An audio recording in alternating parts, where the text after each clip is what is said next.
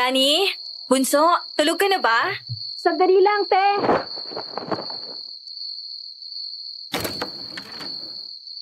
Bakit ang tagal mong buksan? Kasi nagbibihis ako ng kumatuka eh. Oh, allowance mo para sa susunod na 1 linggo. Pipirin mo yan ha. Medyo matumal ang benta nitong mga nakalipas na araw. Oo, ate. Salamat Ay, siya nga pala. Bukas luluwas ako ng Maynila kasama yung mga classmates ko. May pupunta kami research facility para sa ginagawa namin project, ate. Sige, anong oras ka makakauwi? Baka gabihin na ako ng husto. Alam mo naman doon, traffic. Okay, sige, mag-iingat ka ha. Text mo ako. Tsaka pwede ba, palitan mo nga ng mas maliwanag yung ilaw mo dyan sa kwarto mo. Ang daming kulay pula pa talaga. Akala mo nasa kabaret ka. Oo, te. Matulog ka na. Oo, ate. Good night. Sorry, sweetie. Bigla kasing dumating si ate. So, tuloy na tayo bukas. Magkikita tayo. Oo. Tuloy na. Hindi na nga ako makapaghintay eh. Nagsasawa na ako sa video call. Gusto ko totoong action na. Same here, sweetie. Kaya bukas agahan mo. Hindi na rin ako makapaghintay na totoong maangkin ka. Aalis ako dito. Madaling araw pa lang. Kinabukasan, maaga pa lang ay umalis na nga si Lani. Sa halip na sa isang research facility pumunta gaya ng paalam sa akin, wala akong kaalam-alam na iba pala ang totoong pakay ng kapatid ko doon. Sweetie, nandito na ako. Sweetie! Finally! Nandito ka na. Pasok! Sandali, ba't siya nandito? Akala ko ba tayo lang? Sorry, Lani. Hindi ko rin... Ate Julie! Tulong! Wag! Lani! Wag! Ah!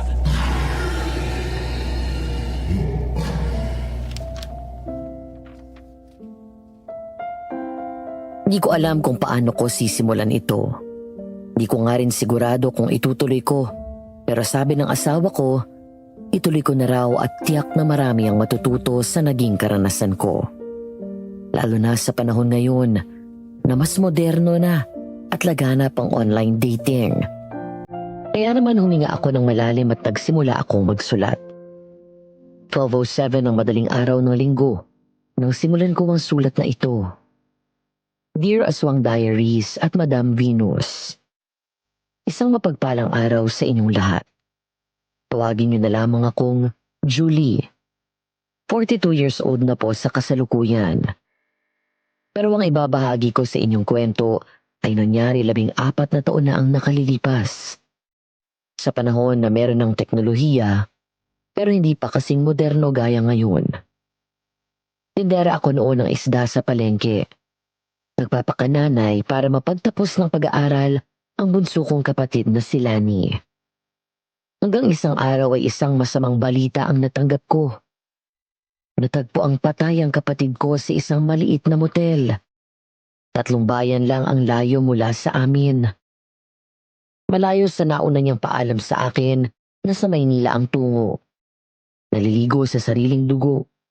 Wakwak ang tiyan at dilat ang mata. Walang witness dahil pinatay maging ang bantay sa reception area. Wala naman CCTV camera sa motel ng panahon na yun. At ang mas pinagtataka ko pa ay ang suot nito noong matagpuan siya. Makapalang makeup sa mukha at kulay pula na dress ang suot na hapit sa katawan nito at halos lumabas ang dibdib sa baba ng neckline. Hindi ganoon ang pagkakakilala ko sa kapatid ko, Madam Venus. Matapos ang kanyang pagkamatay, doon na nagsimula ang naranasan kong kababalaghan at pag-atake ng aswang.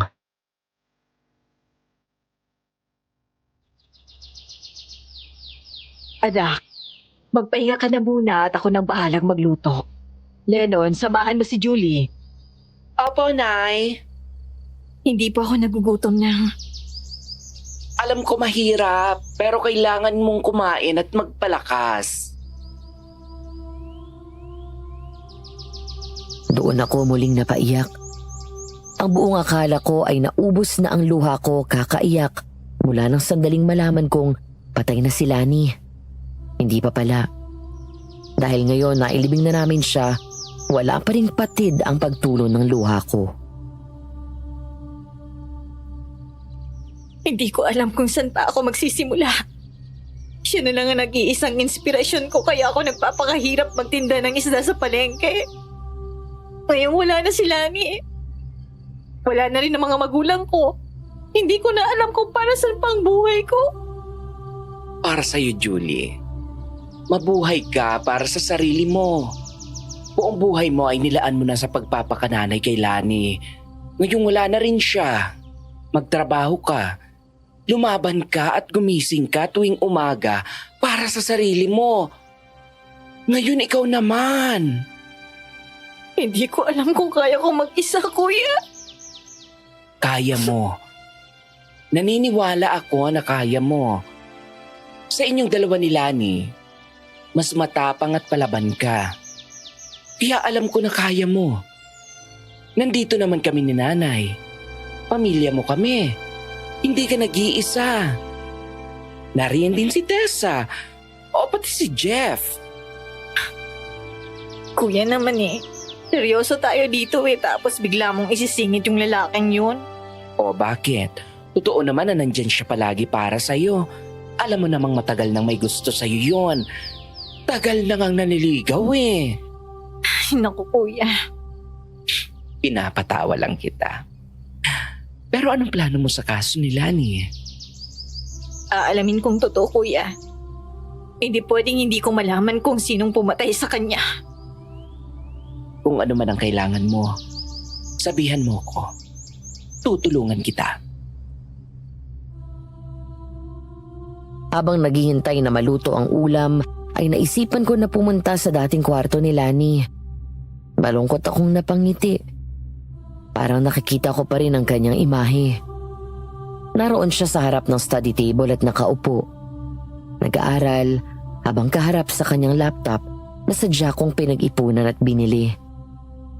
Naroon din sa tabi ng laptop ang cellphone ni Lani. Huminga ako ng malalim nang maupo ako sa gilid ng kama. Umiga ako doon at tahimik na umiyak. Ang daya mo naman eh. Dalawa na nga lang tayo pero iniwan mo rin ako. Namatay sa panganganak kay Lani ang nanay ko. Si tatay naman ay inatake sa puso 10 taon na ang nakalilipas, kaya ako na ang nagtuguyod sa aming dalawa. Ang may edad na kaibigan ni nanay na si Lola Zen, na ninang ko, ang nagmagandang loob na kumupkop sa aming magkapatid. Kaya mula noon ay para na rin talaga kaming magkapatid ni Kuya Lennon. Maya-maya ay biglang tumunog ang cellphone ko at nakatanggap ng message mula kay Jeff, ang may-ari ng hardware sa tapat ng pwesto ko sa palengke na itinutokso ni Kuya Lennon sa akin. Julie, condolence. Masama daw ang magpasalamat pero salamat na rin. Okay ka na? Hindi. Hello? Nax, ang daming load ah. Siyempre, para sa'yo. Kung gusto mo, labas tayo, sama natin si Lennon at Tessa. Para naman malibang ka. Okay lang ako. Salamat sa pag-aalala.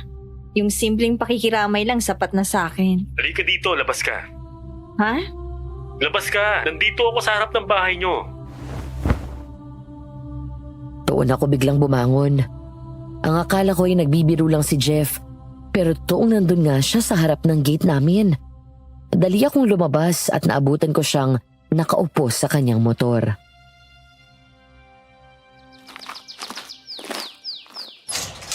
Oh, para sa'yo. Cheeseburger at fries. May chocolate sundae yan sa loob ah. Kainin mo agad, baka matunaw. Salamat. Hindi ka na sana nag-abala. Okay lang, maliit na bagay lang yan. Napaluha ako nang silipin ko ang loob ng plastik at makita ang mga pagkain.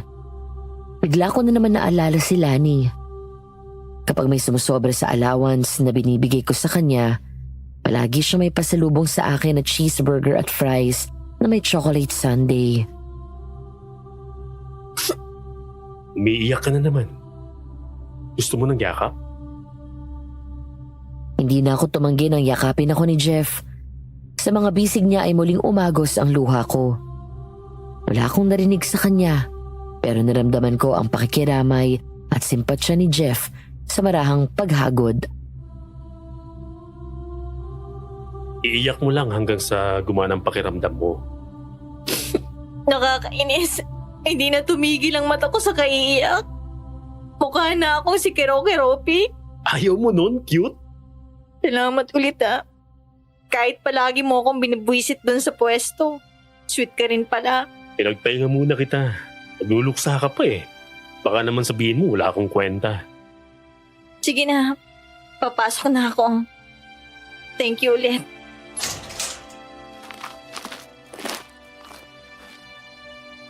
Gaya ng sabi nila Madam Venus, tuloy ang buhay.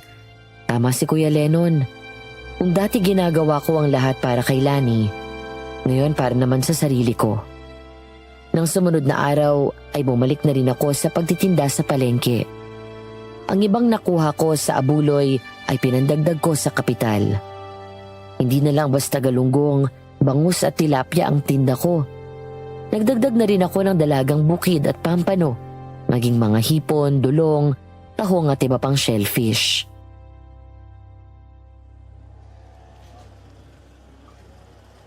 Oy, Suki! Bili na! Bagay itong tilapia ko sa pechay mo! Anong oras ba daw dadaan yung umorder nitong bangus na pangrelyeno? Naku, mamaya daw bago manangalian. Naku, siguraduhin lang niya at ang hirap gawin... Kuya Matias, marami kaming bagong tinda ngayon. Magagandang mga hipon ko sa riwa, may alimango din. Oo nga eh. Kanina ko pa rin nakikita dun pa lang kanina sa pwesto. Pati si Bossing natakam, ayan. Nagpabili tuloy. Oo nga. Matyas, bili ka na rin ng marami. Nag-aagawan dyan kanina. Pangalawang batch ng deliver na sa amin yan. Lalo yung alimango. Ay, sige. Bigyan mo nga ako ng... Ah, Boss! Boss Jeff! Ilang piraso ba gusto mo ng alimango? 6. Pakisama sa pagbili yung tindera. Umariba ka na naman. Jeff Miss Beautiful! Yuhu! Akin ka na lang!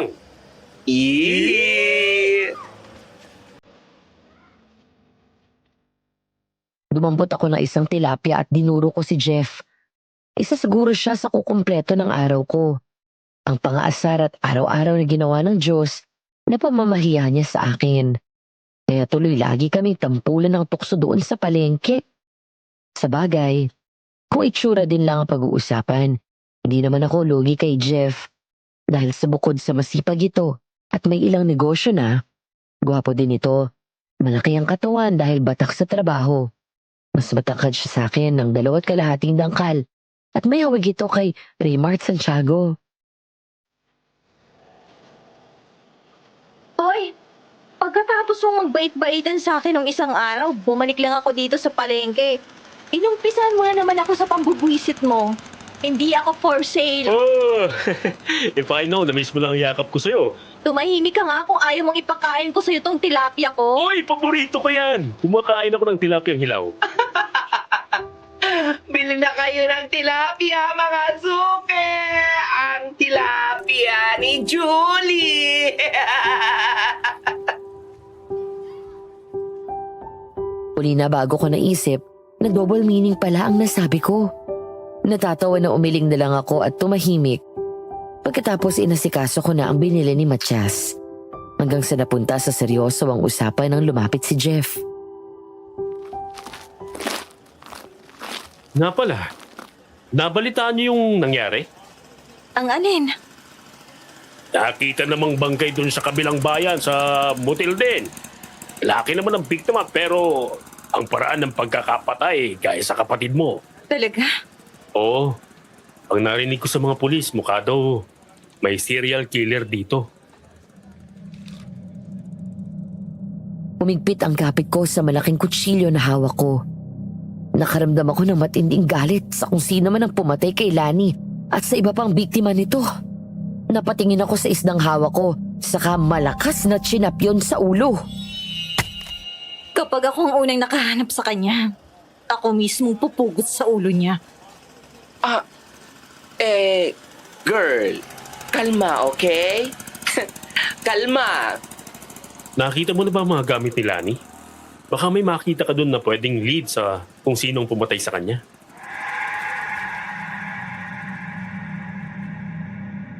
Pasado 7:00 ng gabi nang makauwi ako galing sa palengke. Pagdating sa bahay, ay napansin ko na parang balisa si Ninang Zen. Kaya agad kong binaba ang mga dala ko doon sa labas, saka ako pumasok sa loob.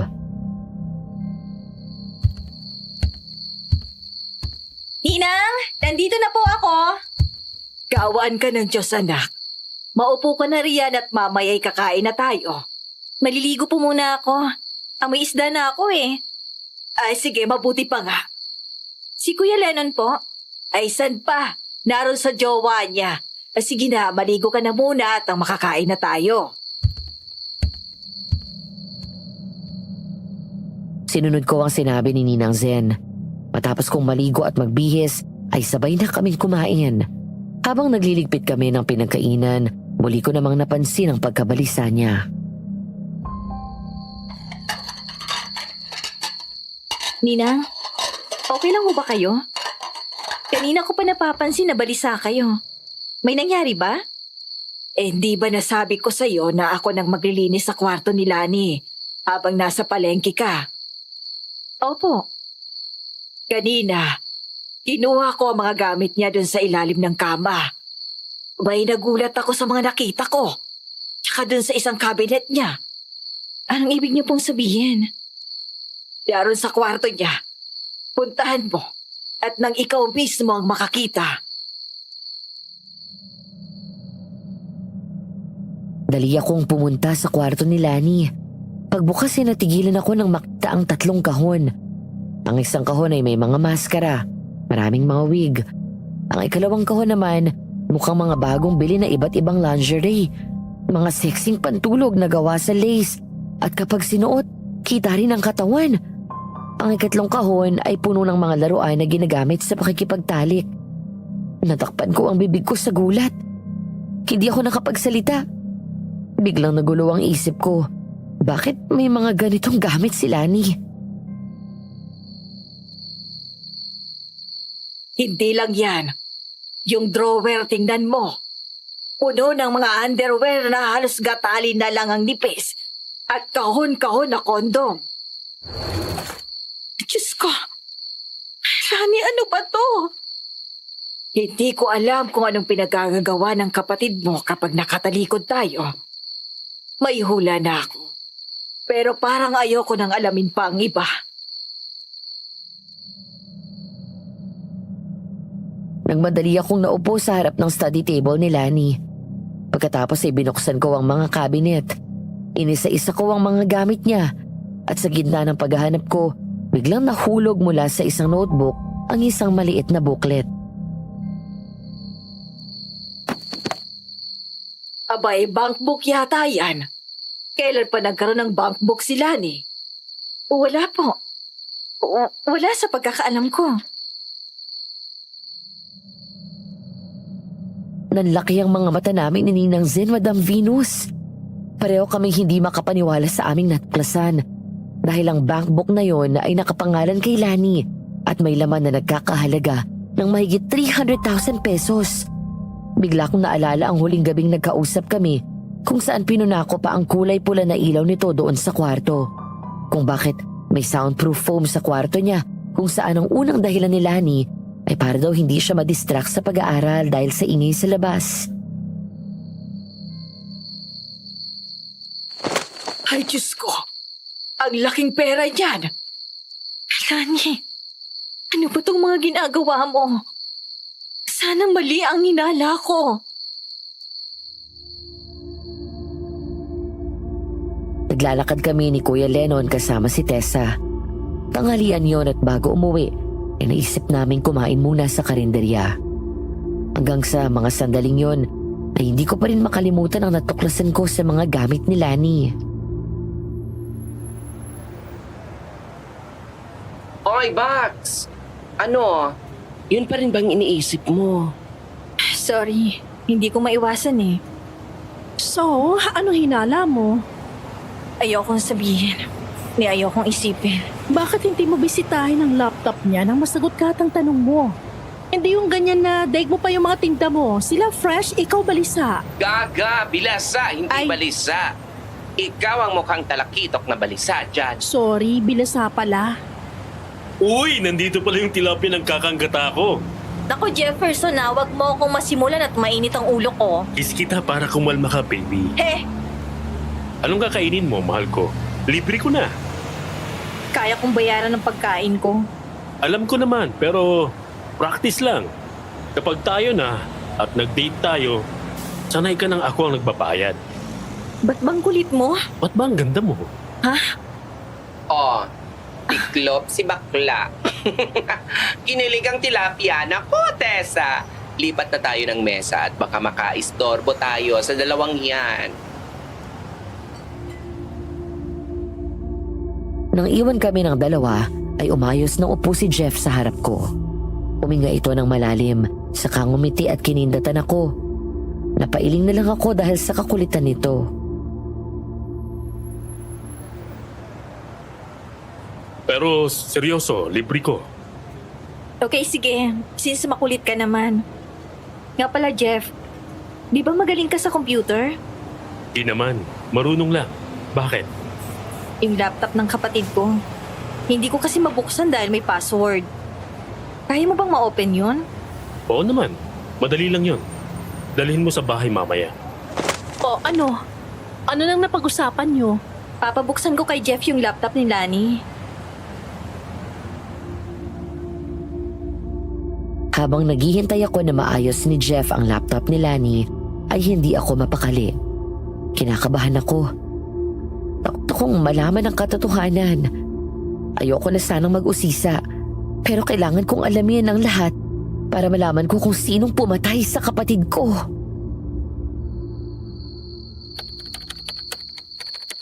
Matagal pa ba yan? Konti na lang. Nagmamadali ka ba? Maaga pa. 9:00 lang oh. Ihatid naman kita pa uwi eh. Hindi naman. Natatakot lang ako. Relax, kasama mo naman ako. Sandali nga. CR muna ako ah.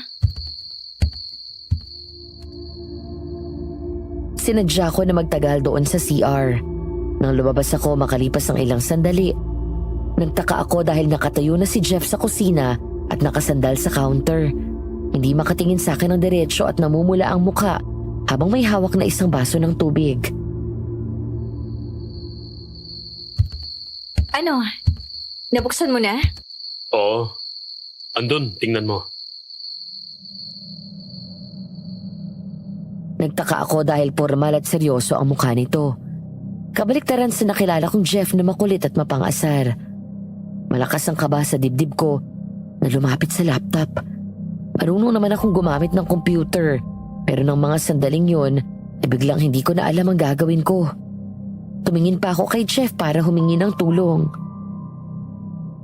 Anong i-open ko? Oo nga pala. Dun sa folder.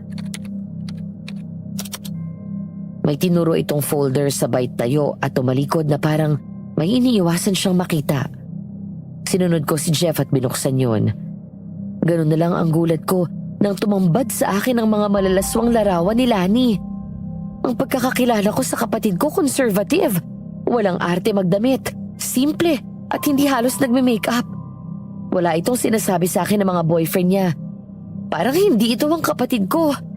Malayo sa inakala ko na pagkatao niya. Diyos ko, ano to? Sorry, Julie. Hindi ko sinasadya na makita. Hindi ko rin akalain na ganyan ang laman ng folder.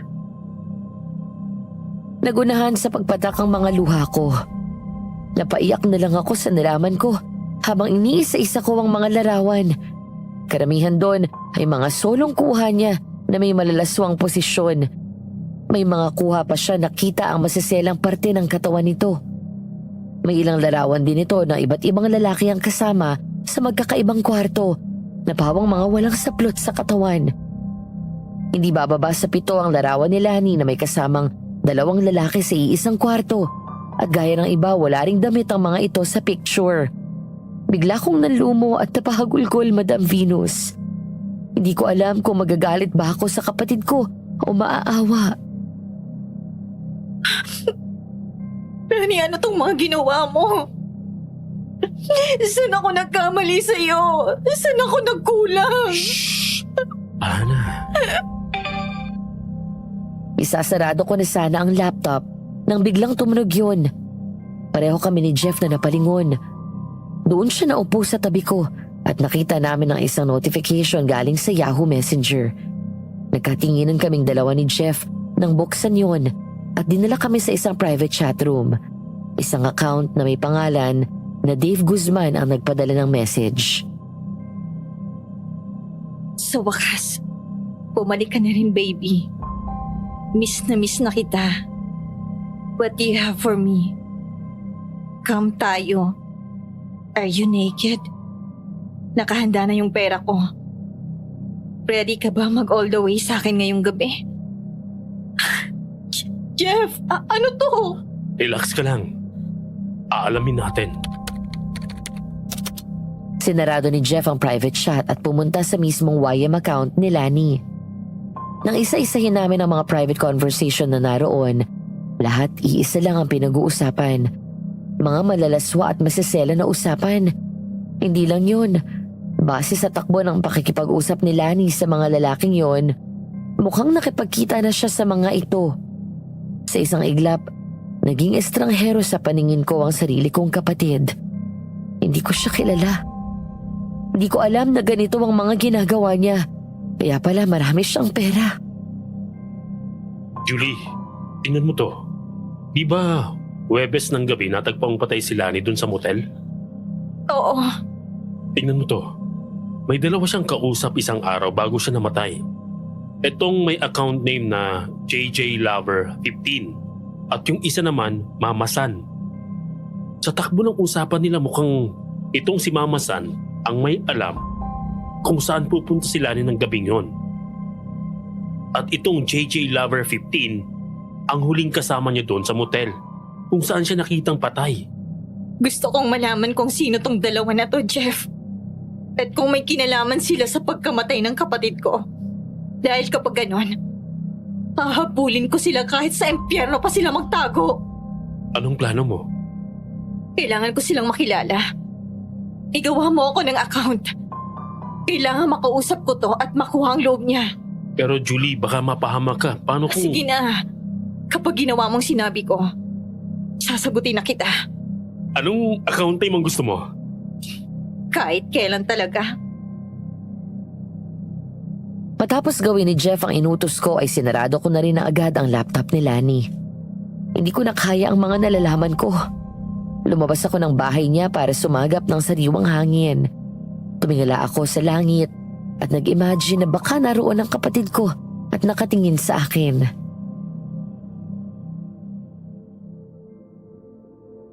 Bakit ganon? Bakit ka gumawa ng ganon? Nagsusumikap naman ako para buhayin ka pero bakit? Hindi pa ba sapat yung paghihirap ko? Jules! Nandyan ka pala. Sorry. Huwag mong pigilan. Kung gusto mong magalit, sige lang. Huwag mong pigilan. Nabasa mo ba yung mga naging usapan nila ng mama sa na yon? Siya ang nag-udyok sa kapatid ko na gumawa ng mga ganong bagay. Siya yung bugaw. Sino siya, Jeff?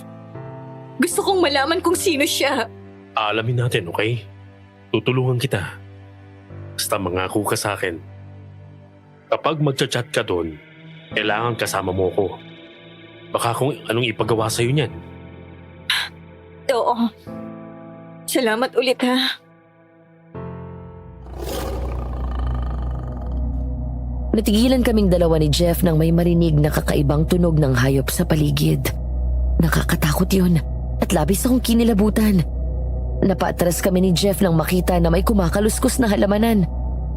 Palibhasay, liblib ang aming bayan, kaya naman napapaligiran kami ng gubat. Dahilan para hindi mawala ang kwentong may aswang daw sa amin.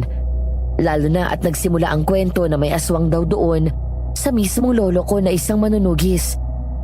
Pero sa kabila noon, sa tagal ko nang nakatira sa bayan na yon, hindi pa naman ako nakakita kahit isang beses.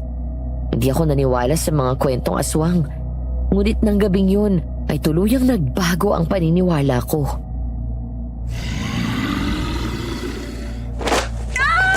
Takbo, Julie! Sa loob! Mabilis kaming pumasok ni Jeff sa bahay at nagmamadaling maglak ng pinto. Napasigaw kami at napaatras matapos biglang sumulpot sa bintana ang aswang. Napasiksik ako kay Jeff sa labis na takot.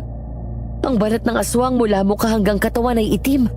Napakahaba ng buhok nito na tila nakapulupot ang mga hibla sa buong katawan. Ang mga mata ay nanlilisik na kulay puti at halos tuldok lang ang balitantaw nito at galit na nakatingin sa akin. Ilang sandali pa, napaatras kami ni Jeff nang humaba ang mga hibla ng buhok nito at sumuot ito sa maliliit na puwang ng jealousy. Jeff! Nakakapasok siya! Natataranta kami na tumakbo sa kusina hanggang sa may naktang bolo si Jeff at ako naman ay dinampot ang asin. Hindi ko alam kung saan ko nakuha ang tapang ko, pero tumakbo ako sa gilid ng bintana at sadyang binuksan yun. Mas mabilis na nakapasok ang mga hibla ng buhok sa loob, pero bago pa ito makapulupot sa amin, ay mabilis kong sinabuyan ng asin ang mismo mukha ng aswang. Malakas itong sumigaw sa sakit, kasabay ng pagputol ni Jeff sa buhok nito. Lalong sumigaw ng malakas ang aswang nang muli ko siyang sabuyan ng asin sa mukha. Lumayas ka dito! Mukhang natakot naman sa amin ang aswang dahil mabilis itong tumakbo paalis. Muli ko sinirado ang bintana at nanginginig sa takot na napaupo. Nagmadali si Jeff na daluhan ako at inalalayang tumayo sa bayakap ng mahigpit sa akin. Relax, Julie. Huwag kang matakot. Nandito lang ako. Dahil sa ingay namin ng gabing yun ni Jeff, dahil sa aswang, nakatawag kami ng atensyon sa mga kapitbahay. Naglabasan ng mga ito at doon namin kinuwento ang nangyari. Dahil doon ay kumalat ang balita sa buong bayan tungkol sa aswang. Oy, mga suki! Bangus kayo dyan! Bangus! Mga daddy, mas makikinis sa misis ninyo ang bangus namin! Oy, kuya, tilapia! Mas sariwa ang tilapia ko sa tilapia ni ate! Oy, ano oras ba tayo uuwi? Ay nako, basta mamaya, wag na tayong magpagabi ng uwi. Mabuti na yung sigurado. Sige. Dahil ayoko na ulit makaharap ang maligno na yon. Nakakatakot ang itsura. Buti nga hindi ako binangungot eh. Ate, sugpo. May sugpo ako. Dalagang bukid, pampano, may tahong malalaki.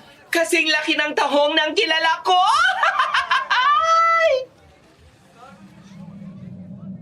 Natawa ko maging ang mga tindera sa katabi naming pwesto. Kaya dinampot ko ang isang bilasang tilapia na napasama sa tinda namin at tinampas yun kay Lennon.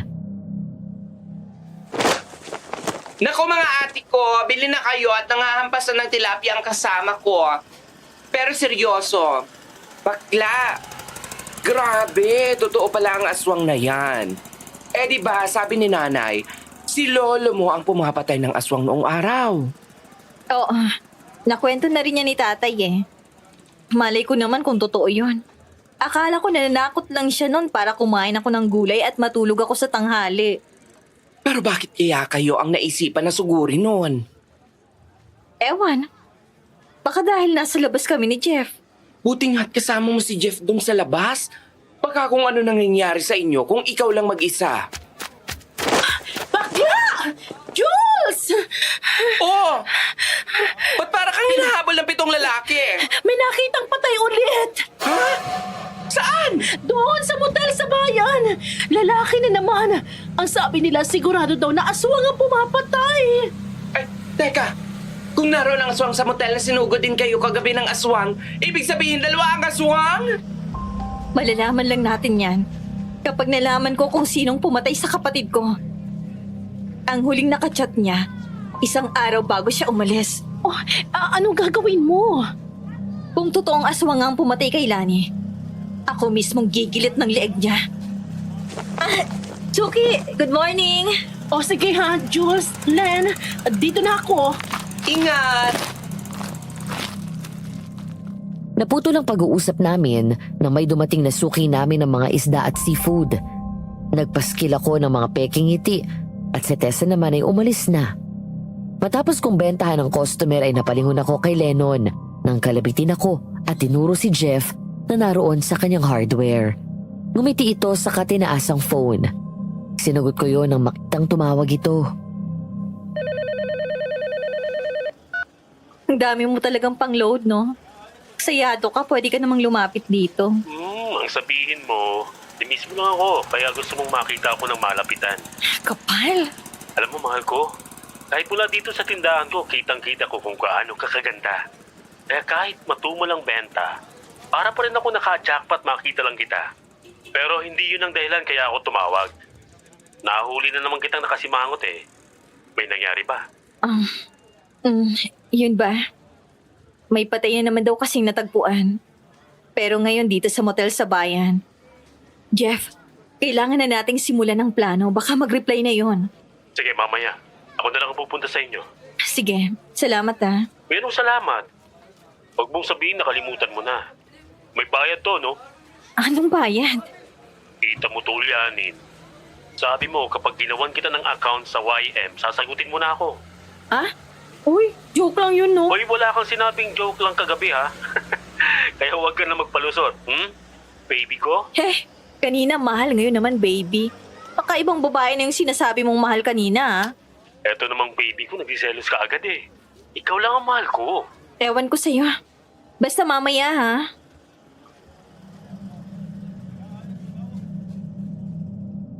Kabado. Yun ang naramdaman ko habang naghihintay ako na mag-online ang YM account na JJ Lover 15. Noong unang chat ko dito ay nagpadala lang ako ng maikling mensahe at hiningi ang NASL nito. Ang ibig sabihin nun, name, age, sex or gender at location nito o kung saan nakatira. Ang pinakilala ko pang pangalan ay Angie. Nag-reply naman ito at sumagot na taga Caloocan City. Male, 30 years old at ang pangalan na binigay nito ay Ben. Pero sa mga chat nito kay Lani ay Jake ang pangalan nito. Hoy, Julie, sandali lang ha. Lalabas lang ako sandali. Okay, sige. Matapos yun ay may sumunod na message pa ito at nagtanong kung game ba daw siya sa lahat ng bagay. Natural, sumagot ako ng oo. Halos mapatalon ako sa gulat nang biglang tumunog ang YM notification at sa wakas ay sumagot ito. Talaga? Gaano ka ka-game? Super game. Nice. Anong hobby mo? Magbasa. Eto, mag-chat. Adventures ka ba, Angie? Oo naman. Ikaw ba? Very. So, gusto mo mag-level up agad itong usapan na to? Pwede naman. Para exciting. Nanlaki ang mga mata ko nang makita ang sumunod nitong message. Humihingi ito ng picture ng dibdib ko. Sabi pa nito ay handa siyang magbayad ng 3,000. Bigla akong nataranta. Hindi ko alam ang gagawin ko. Kapag tumanggi ako, baka bigla akong hindi kausapin ito at masira ang plano. Sandali lang. Mag-picture muna ako. Kasama mukha mo, please. I want to see your beauty, love. Nataranta na naghanap ako sa mga gamit ni Lani. Nanlaki ang mga mata ko nang makita ang peking dibdib na gawa sa silikon. Kahit galit ako sa natuklasan ko sa kapatid ko, hindi ko maiwasang matawa at mapailing. Lang niya, Kalani. Kaya nagtataka ako kung paano lumaki ang dibdib mo sa mga pictures mo. Peke pala yung mga nasa pictures mo. Teka, paano ba isuot tong lintik na to? Agad akong naghubad at sinuot yon. Eksaktong inayos ko ang peking dibdib na suot ko nang biglang pumasok si Jeff. Napasigaw kaming dalawa sa gulat. Pero ako, natawa agad nang bigla itong tumalikod at nagmamadaling lumabas. Naku, sorry. Sorry, hindi ko sinasadyang makita. Oy, sandali! Jeff! Balik! Baby ko, alam kong baliw na baliw ako sa alindog mo pero wag mo naman akong tuksoyin ng ganyan. Sira ulo, fake to! Bilisan mo, tulungan mo nga ako magsuot nito. Ha? Fake? Mm. Ayos mukhang totoo. Mabilis itong bumalik sa loob at tinulungan akong ayusin yon. Pagkatapos ay nagsuot din ako ng sexing pantulog na gawa lang sa lace. Nang tumingin ako kay Jeff ay nakaiwas ito ng tingin sa akin. Matapos yun ay kinuhanan ko ang sarili ko ng picture sa mismong camera ng laptop ni Lani. Nakailang shots din ako bago may napili. Matagal pa ba, love? I'm excited to see you. Aba, lokong to May falab na agad? Lalagablab nguso sa akin yan kapag nakita ko yan. Huwag kang magulo dyan. Panira ka ng plano eh. Lumabas ka na lang kaya. Ayoko nga. Baka mamaya kung ano pang hingin yan. Teka, ipapakita mo talaga mukha mo sa picture? Oo naman. Paano magtitiwala to sa akin kung hindi ako magpapakita? Sige na nga. Nang ipadala ko ang picture nito ay agad nag-reply si Ben. Natawa pa ako dahil nagpadala ito ng emoticons na nakangisi at labas ng mga ngipin. Nagbablush at tululaway. Habang si Jeff naman ay hindi na maipinta ang mukha. Tignan mo dyan, mahal. Nagsiselos na ako. Mukhang nag-enjoy ka na Oh, huwag ka nga magulo. Wow! So pretty. Ang ganda-ganda mo naman, love. Ang sexy mo. Pwede bang akin ka na lang? Ugok, akin to. Ang galing ko kayang uso mo. Thank you. Wait, I'll send you my photo. Hala! Ang laki! Huy! Huwag kang tumingin dyan, mahal! Biglang dumilim ang paningin ko nang takpan ni Jeff ang mata ko. Sabay hila sa akin ito palayo sa laptop. Habang ako naman ay tawa lang ng tawa. Sa halip na picture nito ay ang picture ng junior nito ang biglang sumulpot sa screen. Nang hindi nakatiis ay tinulak ko ito palayo at sinubukang tignan ulit ang picture. Isa! Tama na yan! Magpaalam ka na! Oo na, ito na. Nagustuhan mo ba? Ay oo, gustong gusto. Magkita na tayo. Gusto mo? Bingo! Nahulog ka ngayon sa patibong kong manyakis ka. Ha? Anong sabi? Gusto na makipagkita. Sandali, todo ko na to. Papayag na ako sa gusto nito. Sige ba? Magkita na tayo. Kailan ba? Kailan ka pwede? Ay, hindi ko pa alam eh. Check ko pa yung schedule ko. Sabihan kita kaagad. Sure. Maghihintay ako. I can't wait to meet you. Matapos ko makipag-usap ay agad kong binaba ang screen ng laptop. Napagbuntong hininga na lang ako saka umiling. Minsan, gusto kong buhayin si Lani para lang sermonan dahil sa natuklasan kong kalokohan niya. Di ko maintindihan kung paano at bakit niya ginagawa ang mga ganun. Okay ka lang. Ha? Oo, ayos lang ako. Magbihis ka na nga, mahal. Pati ako naaakit sa'yo eh. Naaakit ka sa fake na dibdib. Chipipay mo naman. Mas maganda naman yung akin dito. Uli na bago ko na-realize ang nasabi ko, Madam Venus. Ay, eto na naman ako. Napapahamak ng bibig kong walang preno. Bukod sa sinabi ko, pareho kaming natigilan ni Jeff dahil pagkasabi ko noon ay siyang hubad ko sa fake na dibdib na yun. Doon ko lang naalala na hinubad ko pala ang blusa ko bago ko isuot yun. Kaya tumambad tuloy sa harap ni Jeff ang totoong dibdib ko. Kasabay nun ay, Julie! Ay! Pinakita niya ang melon! Diyos ko, bakla! Hindi! Kuya, hindi! Sorry, mahal. Lumabas ka na nga!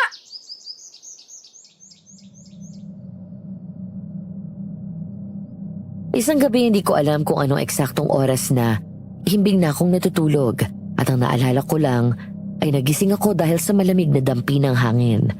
Ang pagkakatanda ko ay sinarado ko ang bintana bago ako makahiga.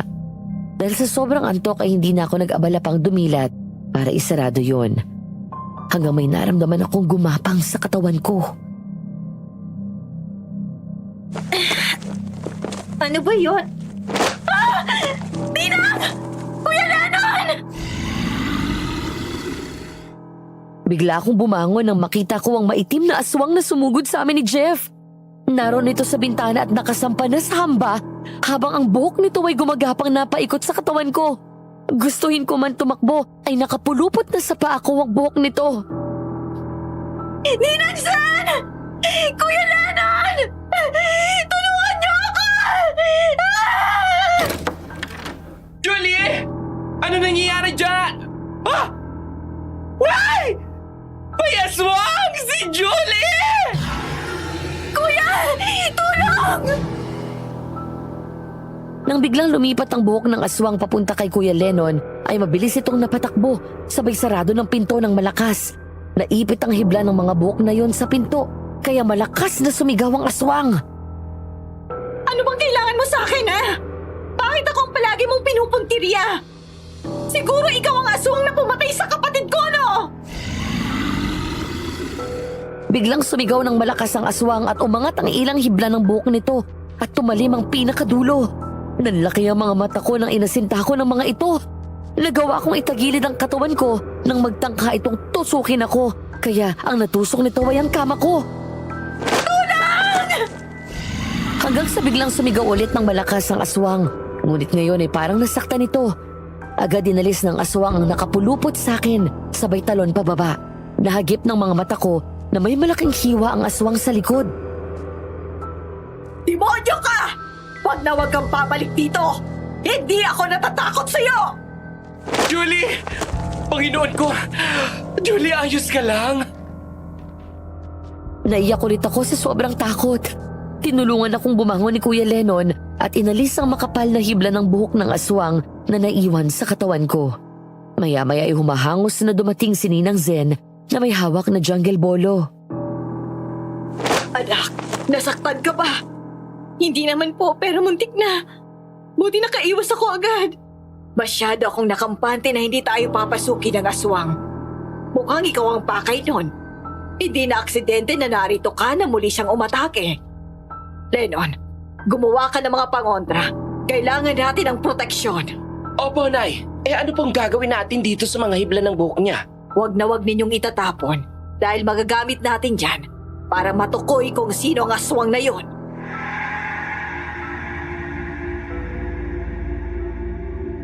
Pasado 5:00 pa lang ng hapon ay pauwi na ako. Tanghali pa lang kanina ay halos paubos na ang mga paninda ko, kaya pagdating ng hapon ay mabilis akong nakaubos. Naglilipit na sana ako ng pwesto nang lumapit si Jeff. Pauwi ka na? Aga mo nakaubos ah. Oo nga eh, ang buti na lang. Pagod na rin kasi ako. Hintayin mo ako dyan. Huwag kang aalis. Eksaktong natapos ko na ang ginagawa ko nang bumalik si Jeff. Nagsarado na rin ito ng hardware. Sukbit ang bag ay sinabayan na niya ako ng paglalakad. Nang mapansin ko na dumidikit ito sa akin, ay lumalayo ako.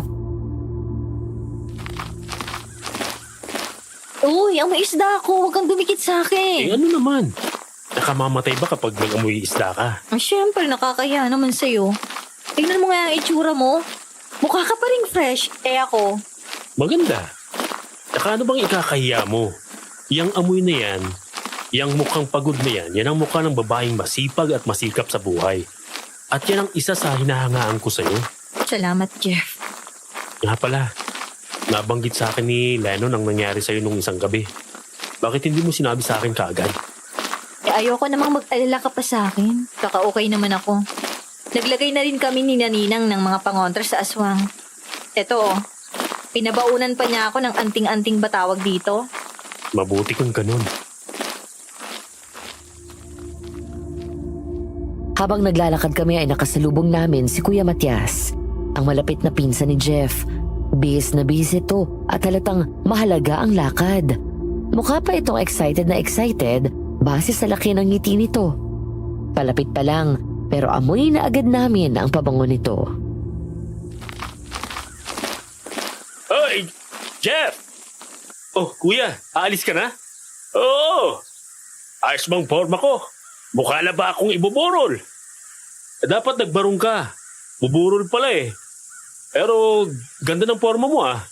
Kulang na lang ng kotse. Saan ba kasi ang punta mo? Makikipag-date. Alam mo na, hindi na tayo bumabata. Medyo matagal na rin walang practice yung bata ako sa babae. Date? Saan mo naman nakilala yan? Wala ka nang pinapakilala sa amin ah.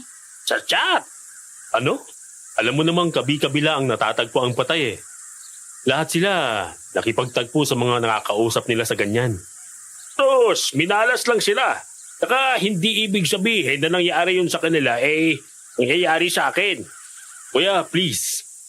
Kung sa tingin mo na nasa panganib ka, tawagan mo ako agad. Oo, sige. Eto naman masyadong praning. Oo, sige, una na ako. Masama daw paghintay ng babae. Julie, sagutin mo na kasi yan para hindi ganyan yan. Bye kuya, ingat ka. Hoy kuya, tawag ka kaagad ha.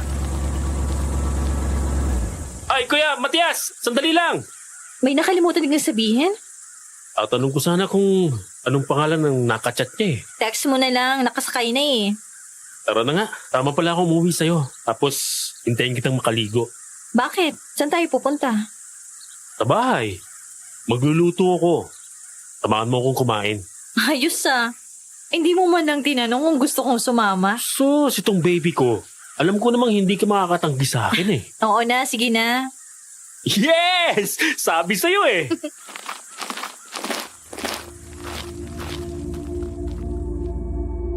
Nang makarating kami sa bahay ni Jeff, ay tinulungan ko siyang maghanda ng hapunan namin. Sa kabila ng mga problemang iniisip ko, panandalian ko yung sinantabi. Hindi ko magawang itanggi Madam Venus. Sa tuwing kasama ko si Jeff, kahit na mahilig itong mang-asar, napapangiti niya ako. Nakalimutan ko ang bigat ng pinagdadaanan ko. Matapos namin kumain ng hapunan ay tulong pa rin kami hanggang sa pagliligpit. O paano ba yan? Si Manang Zen nang nagsabi na dito ka na daw magpalipas ng gabi. Okay lang. Kesa naman matsyempo na naman tayo ng aswang. Naglagay na ako ng mga pangontra sa paligid. Kaya siguradong hindi na makakapasok basta yon. Nga pala, anong plano mo? Nag-chat na ba ulit yung Ben alias Jake na yon? Hindi ko pa na-check. Natatakot ako makipagkita sa kanya. Huwag na huwag kang makikipagkita doon na mag-isa ha. Kahit anong mangyari, sasamahan kita, okay? Salamat Jeff ha. Kahit na sinusungitan kita, nandyan ka pa rin. Wala yun. Saka yung pagsusungit mo para yung vitamin D na nakukuha sa araw tuwing umaga. Nagpapalakas sa akin. Dami mong pasaka... Yeah. Bakit ganyan ka makatingin? Bigla akong kinabahan nang mapansin na tig na titig sa akin si Jeff. Hinawakan nito ang kamay ko at naramdaman ang marahan niyang pagpisil. Pagkatapos ay hinalikan yun. Yun ang unang beses na tinitigan niya ako ng ganun. Jules, kasal na tayo. Kasal? Agad? Hindi pa nga. Hindi ko na ituloy ang sasabihin ko nang bigla kong halikan ni Jeff sa labi. Matagal bago ako natauhan at bahagya ko siyang itulak palayo. Nang mga sandaling iyon, ay parang sasabog na ang puso ko. Alam ko na dinadaan ko sa pasakalya at pangasar sa'yo ang nararamdaman ko. Pero Julie, seryoso ako sa'yo. Mahal kita. Nagtataka ka kung bakit kasal agad ang inialok ko sa'yo.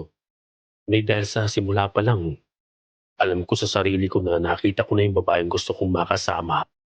Hindi ko alam kung karapat-dapat ako. Shh! Dapat ka. Ikaw lang ang karapat-dapat na babae para sa akin. Gusto din kita, Jeff. Naiiya lang akong umamin, pero gusto din kita. Talaga? Mahal mo rin ako. Oo. Nagkamali si Manang Sen na dito kanya pinatulog ngayong gabi. Dahil hindi na kita pauuwin sa inyo. Oh, oy! Ay, ano ba? Jefferson! Natawa na lang ako nang bigla niya akong buhatin at ipasok sa loob ng kwarto. Hindi ako tumanggi nang muli niya akong halikan, pero sa pagkakataon na yon ay mas may intensidad ang halik ni Jeff. Nang magising ako kinaumagahan at natagpuan si Jeff sa tabi ko, napangiti ako. Nakayakap pa siya sa akin habang himbing na natutulog. Mula nang mawala si Lani sa kabila ng pagod ko, mula sa maghapon na pagtitinda sa palengke at pag-aasikaso sa kaso ng kapatid ko. Sa unang pagkakataon, makalipas ang matagal na panahon, ay hindi ako makapaniwala na may nangyari sa amin. Wala naman akong pinagsisisihan. Kagabi ko lang naman nalaman na sa likod ng makulit at mapangasar na ugali nito ay malambing at masarap magmahal si Jeff. Hindi ko pinagsisihan na binigay ko ang sarili ko sa kanya. Samantala, hinayaan ko pa siyang matulog at dahan-dahan akong bumaba ng kama at lumabas ng silid.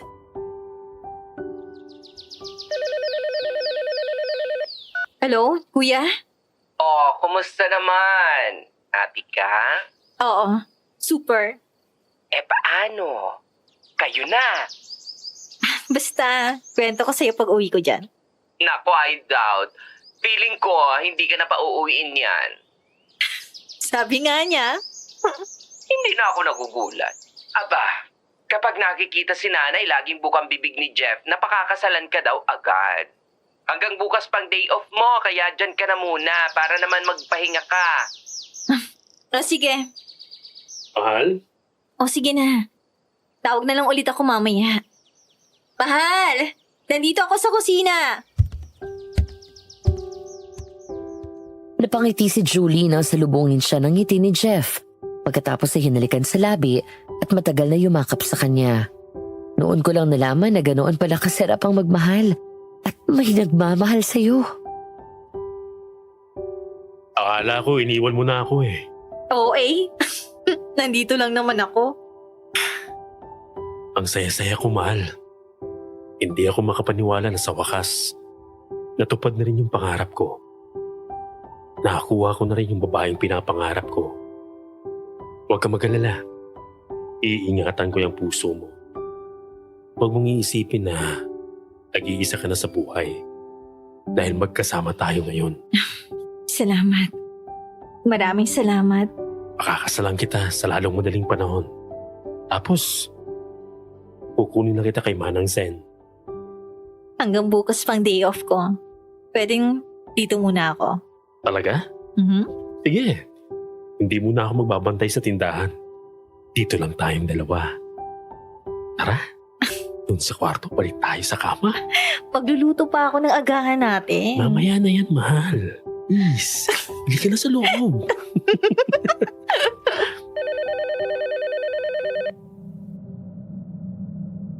Naputo ng tawanan namin nang biglang magring ang phone ni Jeff.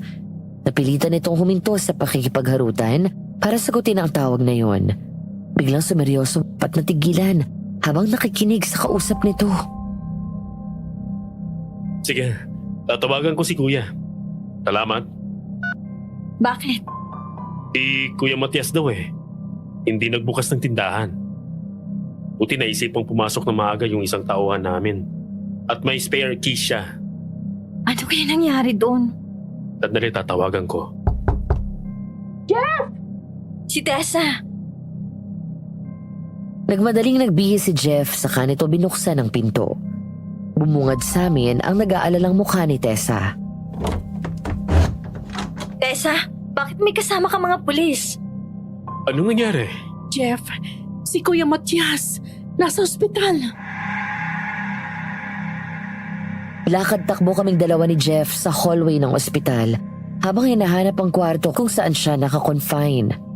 Ayon mismo sa mga pulis ay may nakakita kay Kuya Matias na walang kamalay-malay sa daan at nakahandusay.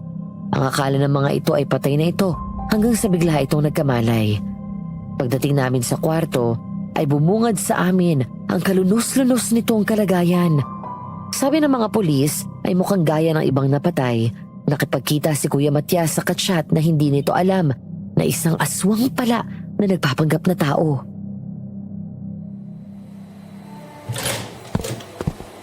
Kuya, anong nangyari sa'yo?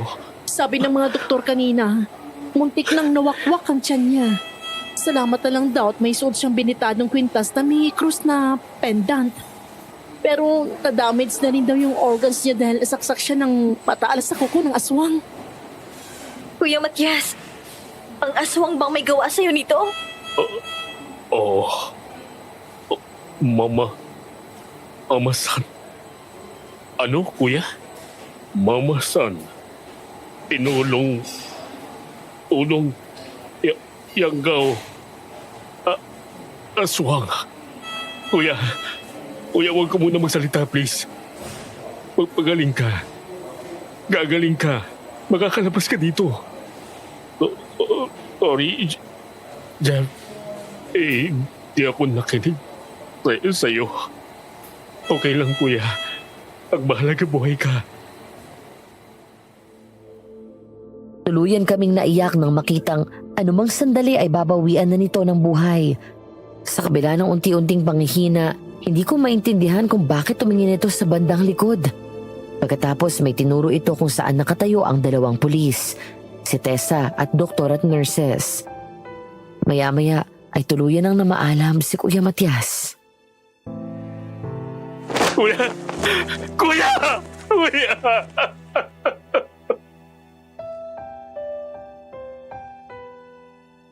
Matapos nawala ni Kuya Matias ay binurol muna namin siya dito sa bayan ng 2 gabi para makapiling siya sa huling sandali. Pagkatapos ay inuwi ni Jeff ang mga labi nito sa Nueva Vizcaya. Mag-iisang linggo na rin mula nang umalis si Jeff. Hindi ko naisip na mamimiss ko siya ng ganito. Naging busy ito kasama ng mga kamag-anak sa pag-aasikaso ng burol at libing ng pinsan.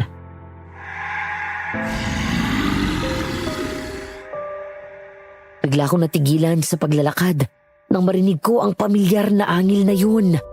Nang lumingon ako sa paligid, doon ko lang napansin na naroon na pala ako sa parte ng daan na liblib dahil sa mataas na talahib at maraming puno. Nakaramdam ako ng takot at nanginginig ang mga tuhod ko. Pero sa mga sandaling yon ay walang kahit sino kay Jeff o Ninang Zen ang naroon. Wala sila para ipagtanggol ako, kaya pilit kong nilakasan ang loob ko habang umuusad ng dasal. Saka pinagpatuloy ang paglalakad. Panginoon, iligtas niyo po ako. Ayokong pati ako ay mamatay sa kamay ng aswang gaya ni Kuya Matias at ng kapatid ko. Natatakot po ako. Bigyan niyo po ako ng lakas ng loob at tapang para lumaban. Bigla kong humarap at napaatras nang makitang hinahabol ako ng pamilyar na makakapal na hibla ng mga buhok na yun. Kasunod nun ay lumabas mula sa mataas na talahib ang aswang. Lumipad ang mga buhok nito palapit sa akin. Pero bago pa pumulupot sa akin ang mga yon, ay mabilis kong nilabas ang anting-anting at hinarap ko sa aswang. Sige! Subukan mong lumapit. Oo, natatakot ako sa'yo. Pero kung sa tingin mo sapat na yon para mapatay ako, nagkakamali ka. Dahil kakampi ko ang Panginoon. Panginoon! Kung totoo yung Panginoon mo, bakit hindi niya tinulungan ang kapatid mo noong mga oras na pinapatay ko siya? Hintayin mo ang araw na ako mismo ang papatay sa'yo! Ibabalik kita sa dagat-dagatang apoy kung saan ka napapagay! Hindi na mangyayari yon! Dahil ngayon pa lang, papatayin na kita! Kinuha ko ang kutsilyo at tinutok yon sa aswang habang patuloy na nakaangat sa harap nito ang anting-anting. Lalo itong hindi makalapit matapos kong isama maging ang kwintas na may pendant na krus ni Kuya Matias. Bago umalis ay iniwan yun sa akin ni Jeff. Sige! Subukan mo! Lumapit ka! Nararamdaman ko ang galit nito Nang hindi nito magawang makalapit sa akin, dahan-dahan akong humakbang paatras pero hindi pa rin ako nilubayan ng aswang at sinundan ako. Hanggang sa bumilis ng bumilis ang bawat takbang ko at tuluyan na akong tumatakbo. Tulong! Tulungan niyo ako! Malakas na umaangil ang aswang. Hanggang sa kakatakbo ko ay nadapa ako. Napitawan ko ang 2 kwintas maging ang kutsilyo. Mabilis na gumapang sa akin ang mga buhok ng aswang. Pero sa halip na panghinaan ako ng loob, ay pilit kong inabot ang patalim sabay hiwas sa mga hibla nito. Nang lumuwag ang pagkakapulupot sa akin ng mga buhok nito, ay mabilis akong gumapang at dinampot ang mga kwintas. Sa pagkakataon na ito ay ang mismong aswang na ang sumugod sa akin. Nang inamba nito sa akin ang matatalas na kuko, ay mabilis ko itong sinaksak ng patalim sabay dikit ng krus at anting-anting nito. Mas matakot ka sa akin, demonyo ka! Hindi mo alam ang kaya kong gawin! Maipagiganti lang ang kapatid ko! Hanggang sa may biglang dumating na lalaki at hinampas ng malaking bato ang aswang sa likod. Mabilis na tumayo sa akin ang aswang at tumakbo papasok ng makapal na talahib. Bumalik ka dito, demonyo ka! Akala ko matapang ka! Natigilan ako nang paglingon ko ay nakita ko si Jeff. Matutuwa na sana ako at akmang lalapitan nito pero bigla kong huminto nang may napansin agad. Mas mahaba ang buhok nito. Bukod doon ay ang suot nito ay masyadong formal. Nakabalat na sapatos, slacks at nakatuck-in na long sleeve polo. May mga maliliit na balbas at bigote din ito sa mukha. Kuminutaw noo ko habang nakatitig dito. Hindi ikaw si Jeff. Hindi ikaw ang boyfriend ko. Sino ka? Bakit kamukha mo siya? Hindi na mahalaga yon. Mag-iingat ka, Julie. Ang katauhan ng aswang ay nasa paligid mo lang. Nakaabang ang panganib sa iyo. Naghihintay siya ng pagkakataon na patayin ka. Halika na. Ihahatid na kita. Sino ka ba? Nang makarating ako sa bahay, maya-maya ay bigla itong napaatras at humawak sa batok. Nalukot ang mukha nito at dumaing sa sakit. Maya-maya ay napaluhod, sabay hawak sa tiyan, kasabay ng malakas na pagsigaw nito. Anong nangyayari sa'yo? Sa halip na sumagot, isang malakas na ungol na parang aswang ang narinig ko mula dito. Muli akong nakaramdam ng takot. Napaatras ako at sumiksik sa sulok habang umang ng patalim dito. Nang lumayo ito ay nanginginig ako sa takot nang pag-angat nito ng mukha ay maging isa itong ganap na aswang. Mag-iingat ka, Julie. Huwag kang basta magtitiwala. Natulala na lang ako at sinundan ito ng tingin at pumasok din sa matataas ng talahib papunta sa gubat. Nakaramdam ako ng takot nang marinig ang boses ni Jeff. Hanggang sa mga sandaling yon ay wala akong sinabihan tungkol sa natuklasan ko. Natatakot ako sa maaaring sabihin ni Jeff o ng iba. Kaya kahit na may pagdududa at takot ay nagdesisyon ako na kumprontahin ito. Mahal? I miss you, mahal. Nang nagtangka itong lumapit ay bigla akong dinampot ang patalim at tinutukan ito. Takot na takot ako. Nawala ang ngiti ni Jeff dahil sa ginawa ko at binaba ang mga gamit.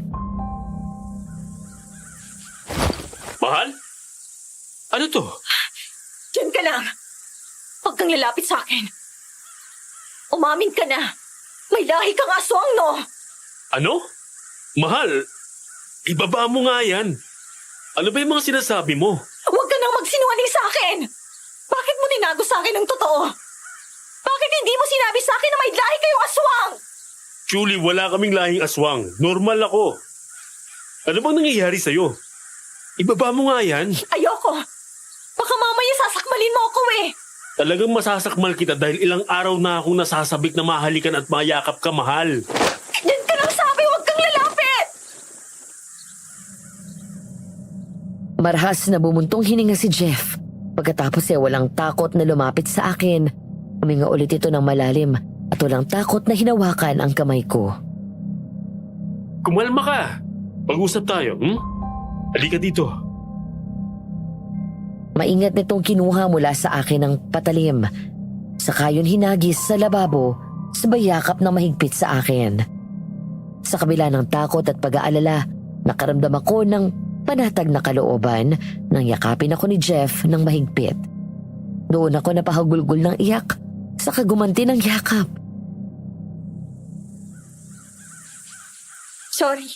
Sorry kung tinutukan kita ng kutsilyo. Ano bang nangyayari sa'yo, ha? Nawala lang ako ng ilang araw. Pinagbibintangan mo na akong aswang. Kasi 3 gabi nang nakakaraan. Sinugod ulit ako ng aswang. Naglakad ka na naman ng gabi, no? Sorry. Inabot lang ako ng dilim sa daan. Kasi hindi agad naubos yung paninda ko. Tapos ayun nga, inarang ako ng aswang. Pero mahal, may nagdigta sa akin. Kamukhang kamukha mo siya. Ang pagkakaiba niyo lang. Parang mas formal siya. Yung bihis niya pang opisina.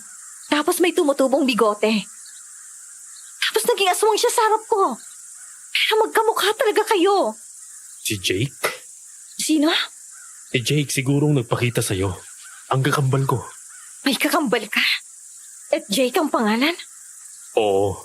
Pero matagal na mula nung huli kaming magkita. Minsan lang din kami magkausap. Nung buhay pang mga magulang ko, ang kwento sa akin nila tita, may kakambal daw ako pero dahil sa hirap ng buhay namin noon, pinaampun nilang kakambal ko. Minsan na kaming nagkita at nagkaharap. Identical twins kami. May komunikasyon kami mula noon pero hindi masyado. Bakit hindi mo sinabi yan sa akin? Malayong loob namin sa isa't isa, Julie. Lalo ko. Oo, pareho kami ng mukha pero aaminin ko. Hindi ko siya maramdaman sa buhay ko na kakambal ko. Para sa akin, isa lang kaming magkakilala na nagkataon na may isang mukha. Yun lang yun. Pero ang ipinagtataka ko, bakit kanya kilala? Tsaka, anong sabi mong naging aswang siya? Oo, kitang-kita ko. Kaya rin ako parang nagduda sa'yo kanina. Kasi ang sabi niya mag-ingat daw ako. Nasa malapit lang daw yung aswang na gustong pumatay sa akin. Ay, nako, mahal. Pagkatapos mong matikman at makita ang lahat sa akin, magdududa ka na aswang ako? Kung ganon, bakit siya aswang? Aalamin ko. Tatawagan ko si Jake. Mahal, may natuklasan pa ako. Binuksan ko yung laptop ni Lani. Nag-search ako doon sa dating pag-uusap nila. May sinabi doon yung lalaki na may kakambal daw siya. Pero strange sila. At naalala mo pa ba yung pangalan na nakita natin? Yung kausap ni Lani sa chat? Yung totoong pangalan ni JJ Lover 15? Diba Jake din yon? Inasabi mo ba na yung kakambal ko yung Jake na nakausap ni Lani? At posibleng pumatay sa kanya? Maraming may pangalan na Jake. Pero posible na iisa sila. Aalamin natin yan. Pero mahal, sorry ulit ha. Mahal, aaminin ko. Nagiging mas mabangis ako sa aswang kapag nasa loob na tayo ng kwarto. Pero hanggang dun lang yun. Tao ako, hindi ako aswang. Sorry ulit mahal. Sobrang sorry talaga. Naiiyak ako sa inasal ko sa'yo kanina. Huwag mo nang isipin yun. Naiintindihan ko. Kahit sino nasa katayuan mo, ganun ang iisipin. Tsaka kung aswang ako, hindi ako makakapasok dito sa bahay. Ayan at namumutik-tik sa bawang ang mga bintana at pinto. Namiss kita, mahal. Kung ganun naman pala, doon natin pag-usapan sa loob ng kwarto yung pagka-miss mo sa akin. Iparamdam mo. Ano ba? Mahal, ano ka ba? Maliwanag pa sa labas. Babalik pa ako sa palengke. Mamaya na, maaga pa. Sasamahan kita. Sige na, mag-aswangan muna tayo dito. Ipapakita ko sa yung klase ng bangis na mahigit 1 linggong nalayo sa'yo. Nya!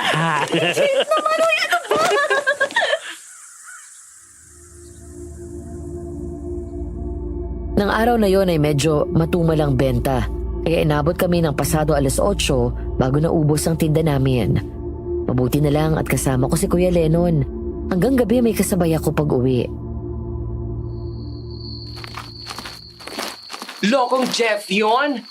Tinutuo nga ang sinabi kay nanay. Hindi ka na nga inuwi. Ayaw na nga akong pakawalan. At gusto niya magpakasal na agad-agad. Nung nagkaroon ng chance, sunggap agad siya eh. Mahal mo na rin, ano? Oo, mahal ko na. Mabait naman si Jeff. Tapos sobrang lambing at maalaga. Hindi mahirap mahalin. Kita naman eh. Blooming na blooming ka. Pero bilisan na natin maglakad para makarating na tayo sa bahay. Kung may dumadaan lang kasi na sasakyan dito sa atin eh. Sinabihan ko naman si Jeff na pauwi na ako. Kumusta na pala yung kachat mo? Diba nag-iimbestiga ka sa nangyari kay Lani? Makikipagkita na nga sana ako eh. Tapos may nangyari. May natuklasan kami ni Jeff. Kwento ko sa'yo sa susunod. Basta in short, napagtagpi-tagpi ko na yung sagot na mismo ang kusang lumapit sa akin. Teka, ang gulo. Bakit hindi mo pa ngayon ipaliwanag? Haba eh. Tsaka nagmamadali na ako at itong si Jeff. Sabi bilisan ko daw dahil nagluto siya. Ay nako, itong sister ko talagang may boyfriend na dalaga na. Ay siya nga pala, may pinasasabi si nanay. Ano yun? Naalala mo yung mga naiwan na hibla ng buhok ng aswang sa kwarto mo? Oo. May nakausap si nanay na isang albularyo. Ang sabi, nasa paligid lang daw ang aswang na ang tawag ay banas. Dati daw ay marami ang lahi nila sa isang probinsya malapit dito. Pero naubos na daw ang lahi nila. Salamat sa lolo mo dahil siya ang nakapatay sa kanila. Pero sabi sa pinakita ni nanay na hibla ng buhok ng aswang, mukha daw may naiwan pa na lahi ng banas. Anong klaseng aswang ba daw itong banas na to? Basta't sinabi daw ng albularyo, sadyang mapagiganti daw ang aswang na ito. Malalim kong magalit. Kumbaga, kasalanan ng isa, kasalanan ng buong angkan. Ang pinakalakas niya raw ay yung mahaba niyang buhok na parang nagiging tali. Matalim daw ang dulo nun. Yung ibang banas na aswang ay nakatira malapit sa mga tubig, kaya ang kahinaan nila, apoy. At least ngayon, ilala na natin kung sinong kalaban. Binili ng albularyo na mag-iingat ka daw sa mga pinagkakatiwalaan mo. Dahil mukhang malaki ang galit nito sa'yo. Bilisan na natin. Baka may maligno na namang lumabas. Sa kabila ng pagmamadali namin sa paglalakad, nagulat na lang ako nang biglang may pumulupot sa akin na kung ano man at hindi ako makakilos. Nang tumingin ako sa katawan ko, nakatali na sa akin ang pamilyar na makapal na hibla ng buhok na yun. Kuya Ganon! Asa na ba? Ay! Julie! Ay, aswang! Maligno! Tulong! Kuya! Tawagin mo si Jeff! Jeff! Mga kapitbahay! Tulong! Oras na ng paniningil ko sa'yo, Julie! Napasigaw ako nang bigla kong matumba at kalad ka rin ako nito papasok ng talahiban. Umiyak ako hindi lang sa takot, kung hindi sa mga hapdi ng sugat at hiwa ng mga kung ano-anong matatalas na damo at kahoy. Bitiwan mo ako! Demonyo ka! Maya-maya inangat ako nito mula sa lupa hanggang sa makarating kami sa gitna ng isang malawak na bukirin kung saan may malaking lumang warehouse sa loob. Pumasok ako doon at hinagis ako ng aswang sa mga kumpol ng dayami. Bumaing ako sa sakit nang tumama ako sa pader. At kahit puno ng sugat at galos ang katawan ko, pinilit kong tumayo. Ano bang kailangan mo sa akin? Wala akong naaalala na atraso ko sa'yo!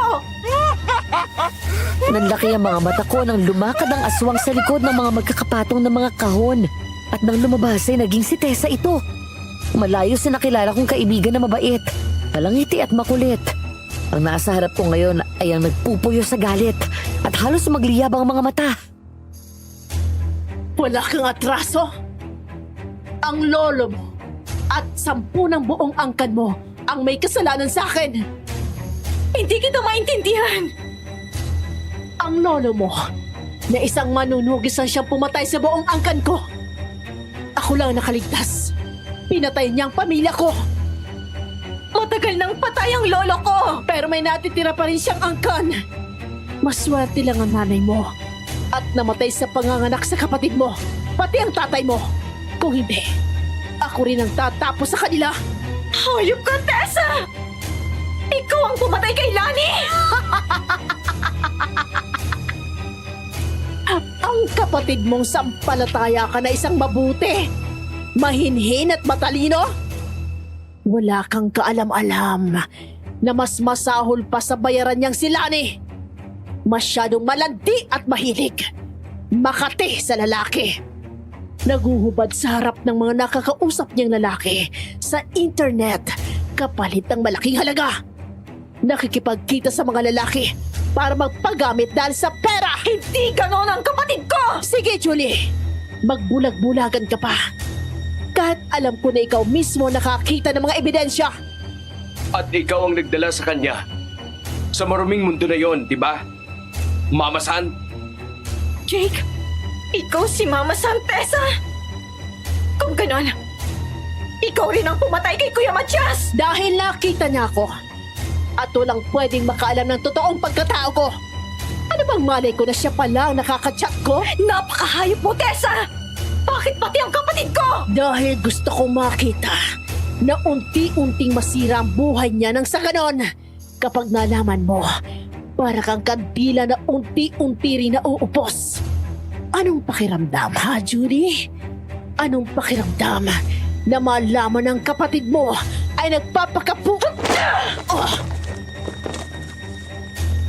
Nang may nakapa akong isang piraso ng kahoy, ay agad ko yung binato kay Tessa at tinamaan ito ng malakas sa ulo. Wala akong naramdaman kung hindi ang galit. Kulang pa yun kung tutuusin dahil sa sinapit ni Lani. Hindi siya ganon! Kaya tumahimik ka! At ikaw, Jake, isa ka pa! Alam ko na ang totoo. Ikaw ang lalaking kachat ni Lani. Pinaboy mo ang kapatid ko! Hindi ko siya binaboy. Oo. Aaminin ko. Isa yun sa kakaibang hilig ko. At ganun din si Lani. Inamin niya sa akin ng totoo na pareho kaming mahilig sa ganung gawain. Nagkasundo kami. Kaya namin ginagawa yon. Oo. Inaamin ko rin na binabayaran ko siya dahil yun ang usapan naming tatlo nitong si Tessa. Yang babaeng yan ang nangbubugaw sa kapatid mo. Dahil sa kanya, kaya ako nakilala si Lani. Dahil sa kanya, kaya mas naadik si Lani sa ganoong gawain. At nung gabing magkita kayo, ano? Tulong kayo sa pagpatay sa kanya? Hindi ko siya pinatay, Julie. Dahil biktima rin ako ni Tessa ng gabing yon. Nagulat ako nang nauna siyang dumating doon sa motel na pinag-usapan namin ni Lani. Tapos, kinagat niya ako bigla sa leeg. Mabilis lang. Biglang nag-ibang pakiramdam ko. Parang may nagbago sa akin. Yun pala ay ginawa na akong aswang ni Tessa. Sakto. Kung kailan kabilugan ng buwan. Kaya mabilis umepekto ang kamandag niya sa akin. Nang dumating si Lani, inutusan niya akong patayin siya pero hindi ko kaya. Siya lang ang pumatay sa kapatid mo at hindi ako! Kung ganon, alam mo na noon pa nakakampali siya ni Jeff? Lahat na lang dinamay mo! Dahil minsan na ako sinaktan ni Jeff, Julie. May lima kong pagtingin sa kanya, pero hindi niya ako pinapansin dahil sa'yo. Noong nagtapat ako kay Jeff, tinawanan niya lang ako at sinabihan ako hindi niya daw ako magugustuhan kahit kailan. Ako ang unang nakachat ni Jake. Nang magkita kami, nagulat ako at inakalang si Jeff yon. Doon ko natuklasan na kambal sila. Dahil sinaktan ako ni Jeff, naisip ko na gantihan siya sa pamamagitan ng kakambal niya. Hanggang sa nahuli ko si Lani. Isang beses ako pumunta sa inyo na wala kayo nila noon. Gumagawa ng malaswang mag-isa sa sariling kwarto niya. At doon umamin si Lani. Nakakaibang hilig niya. Ginamit ko yun para sirain siya. Pinaglapit ko sila. Inudyukan kong kapatid mo na tumanggap ng iba't ibang lalaki. Hindi mo alam. kung gaano akong tuwang-tuwa na nakikitang unti-unting sinisira ni Lani ang sarili niya. Habang ikaw, na tanga, walang kaalam-alam kung gaano kababoy ang kapatid mo. Wala kang kasing sama, Tessa! Tinuring kita hindi lang bilang kaibigan, kundi parang isang kapatid! Wala akong pakialam sa pagkakaibigang sinasabi mo. Alam mo ba kung anong plano ko, Julie? Plano ko sanang gawin din aswang si Lani, gaya ni Jake. Pero kahit kailan talaga, maldita ang kapatid mo. Nanlaban siya at nagbantang magsusumbong sa'yo kaya pinatay ko na siya. Ngayon alam mo na ang totoo, Julie. Pagkatapos kitang patayin, susunod na sila at magkikita din kayo sa kabilang buhay. Kaya umpisaan mo na magdasal sa Diyos mo dahil hindi ka na makatatakas ngayon. Bago pa makapagpalit ng anyo si Tessa, ay mabilis na siyang sinakal ni Jake at hinawakan ng kamay. Nagawa akong makatakbo sa kabila ng hapdi galing ng sugat ko. Hanggang sa biglang dumating si Jeff at mula sa likod ay bigla nitong sinaksak si Tessa. Pagkatapos ay mabilis itong tumakbo palapit sa akin at niyakap ako ng mahigpit. Halika na! Bilis! Ngunit hindi natuloy ang balak namin nang biglang sumigaw sa galit si Tessa at nagawa nitong ihagis palayo si Jake. Dahil doon ay tumakbo kami paakyat kung saan ang pinakamalapit na lugar na pwede namin puntahan palayo kay Tessa. Hindi na kami nag-isip pa at napaakyat sa second floor ng warehouse. Ngunit pagdating doon ay nasukol na kami. Maya-maya, dumating si Tessa at bumalik na ito sa anyong aswang. Gumapang sa amin ang mga buhok nito. Pero bago pa yun makalapit sa amin, ay dumating si Jake na isa ring aswang. Pinigilan nito si Tessa, kaya't sa kanya pumulupot ang mga hibla ng buhok. Jake! Ayop ka, Tessa! Huwag ang kapatid ko! Bakit hindi? Iaswang na rin to. At akong gumawa sa kanya kaya ako rin ang maaaring pumatay sa kanya. Ito ang ganti ko sa'yo, Jeff. Sinaktan mo ko. At ikaw na babae ka. Mula sa lolo mo hanggang sa'yo, wala na kayong ginawa kung hindi saktan ako. Jeff! Anong gagawin natin? Huwag kang mag-alala. Nandyan si Lennon. May gagawin kami para mapatay ang aswang. Jeff, sorry. Wala tayong pagkakataon na magkakilala at maging totoong magkapatid. Julie, minahal ko si Lani. Mahal ko siya at ikaw. Mahal na mahal ka ng kapatid mo. May tinago siyang diary sa mga gamit niya. Sinabi niya sa akin na doon daw nakasulat ang mga gusto niyang sabihin sa'yo na hindi niya masabi ng harapan. Tawarin mo ko kung nadamay ka. Magkakatakas pa tayo dito, Jake. Konti na lang. Makakabawi pa tayo sa isa't isa. Makalaya man ako rito. Aswang na ako, Jeff. Marami na akong pinatay. Hindi na kaya ng konsensya ko dahil hindi ko rin mapigilan ng sarili ko. Baka doon sa kabilang buhay, magkita na kami ni Lani at maging malaya kami.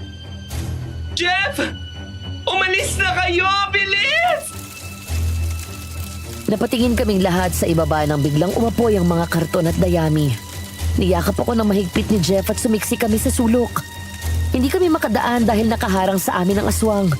Nang mga sandaling yon ay wala kaming ibang dalang sandata, kundi ang matibay na pananalig namin sa Diyos. Panginoon, iligtas niyo po kami!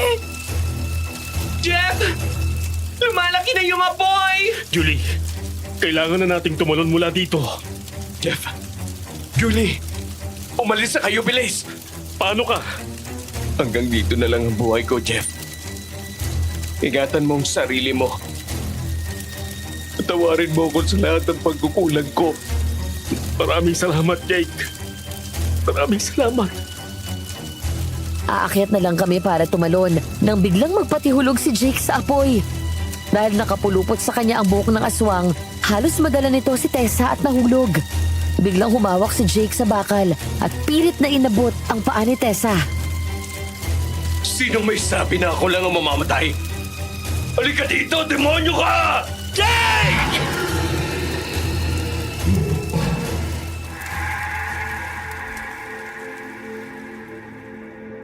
Hindi ko maiwasang lumuha nang mabasa ko ang isang sinulat ni Lani sa kanyang diary. Ang buong akala ko ay okay lang siya. Wala akong kaalam-alam na dinadala pala niya ang mabigat kapag nalalaman na may malaki akong utang noon. Saksi si Lani sa tuwing sinusugod at napapahiya ako sa pwesto ng mga pinagkakautangan ko. Dear Diary, nalaman ko na marami palang utang si ate dahil sa akin. Mula nung bata pa ako, siya na ang tumayong nanay ko. Sa tuition ko, baon, projects, tapos nagkakasakit pa ako. Bumibili din siya ng mga pagkain na gusto ko. Ito naman ang dahilan kaya ako ginagawa ito. Kapag nakaipon na ako ng malaking halaga, matitigilin ko na si Ate Julie sa pagtitinda sa palengke.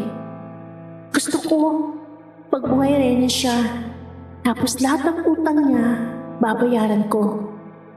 Ako naman ang pipili ng masasarap na pagkain para sa kanya. Bibilan ko rin siya ng magagandang damit, tapos ipapasyal ko si ate. Nakokonsensya din ako kasi sa maruming paraan ako kumikita. Mataas ang tingin ni ate sa akin. Paano ko ipaliliwanag na may addiction ako sa ganitong bagay? Na gusto ko, pinipicturean ang sarili ko ng walang damit. Gustong gusto ko sa tuwing naaakit ang mga lalaki sa akin at makipagtalik sa kanila. Nakakahiya. Disenteng babae si ate, tapos yung kapatid niya ganito. Sana, kapag dumating ang araw na malaman niyang totoo, sana hindi mandiri sa akin si ate. Sana hindi siya magalit. Mahal na mahal ko ang ate Julie ko. Dahil hindi ko lang siya ate. Mama ko rin siya. Love, Lani.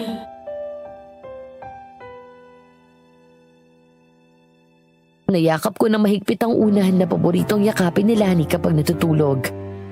Regalo ko sa kanya yon noong 18th birthday niya at mula noon ay hindi na siya makatulog na wala ang una na yon.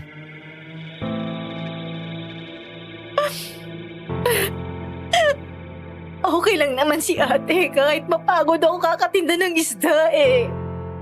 Basta't alam kong masaya ka. Pero huwag kang mag-alala. Walang makakaalam ng sikreto mo. At hindi magbabago ang tingin ko sa'yo. Kasi mahal na mahal ka ng ate.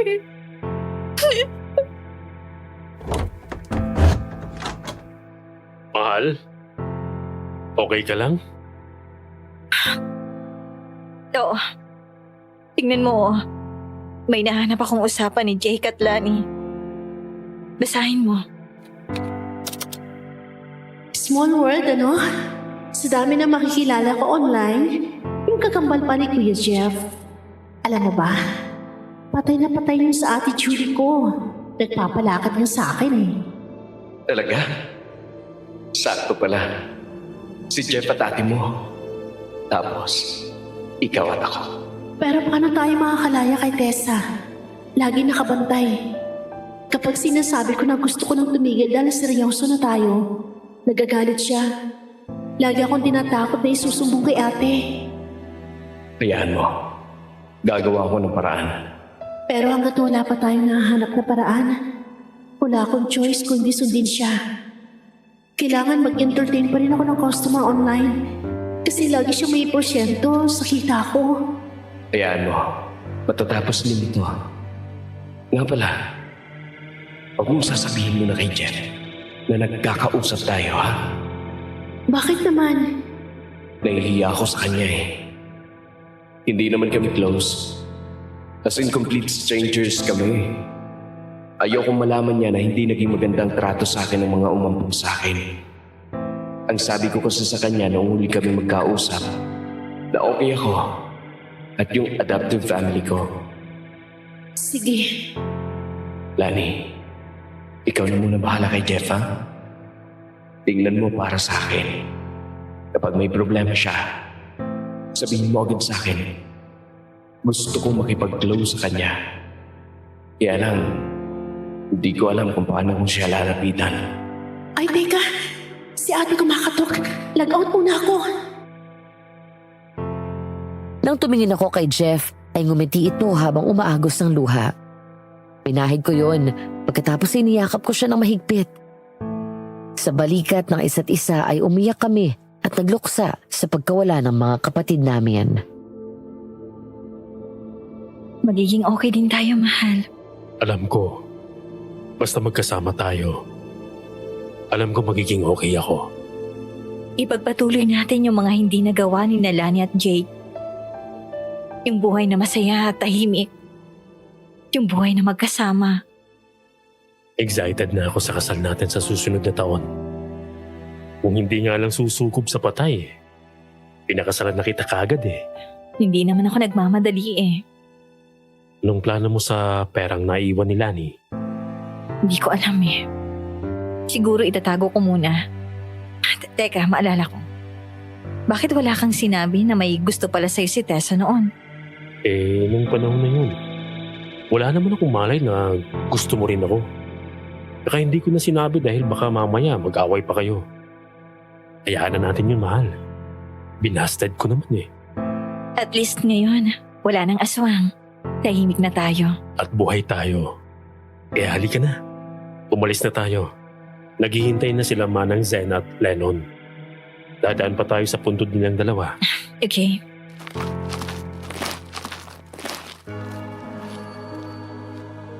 Madam Venus, nilagak namin ang mga labi ni Jake sa tabi ng puntod ni Lani. Sa ganong paraan man lang ay maibigay namin ang pangarap nila na magkasama. Bukod sa amin, nila Nanay Zen, Kuya Lennon at Jeff, walang ibang nakakaalam ng mga ginawa ni Lani noon. Dahil para sa akin, ang kapatid ko ay isa pa ring marangal na babae. Sa panahon na pare-pareho kaming nagluksa ni Jeff sa mga kapatid namin, nariyan kami sa isa't isa. Sa paglipas ng panahon, mas naging makabago at moderno ang teknolohiya. Ngayon, mas nauso na naman ang chat, online dating, at kung ano-ano pa. Kung may natutunan man ako sa nangyari sa kapatid ko at sa mga naging biktima ng aswang, huwag basta magtitiwala sa mga taong hindi mo pa lubos na kilala. Madaling magpanggap at bumuo ng peking katauhan sa likod ng laptop o iba pang gadget. Hindi lahat ng nakakausap nyo ay totoo. Dahil ang iba, maaari palang nagpanggap na mabait, pero pagkagat ng dilim ay isa palang aswang. Samantala kami ni Jeff ay tuluyang nagpakasal makalipas ng 1 taon. 2 buwan bago ang kasal namin ay nabuo agad ang panganay namin. Minsan nga natatawa na lang din ako sa tuwing naglalambing sa akin ang asawa ko. Hindi lang pala si Jake ang magiging mabangis na aswang tuwing gabi. Dahil maging si Jeff ay nagiging mabangis din. Mabangis sa kama. Sana po ay may natutunan kayo sa kwentong binahagi ko sa inyo.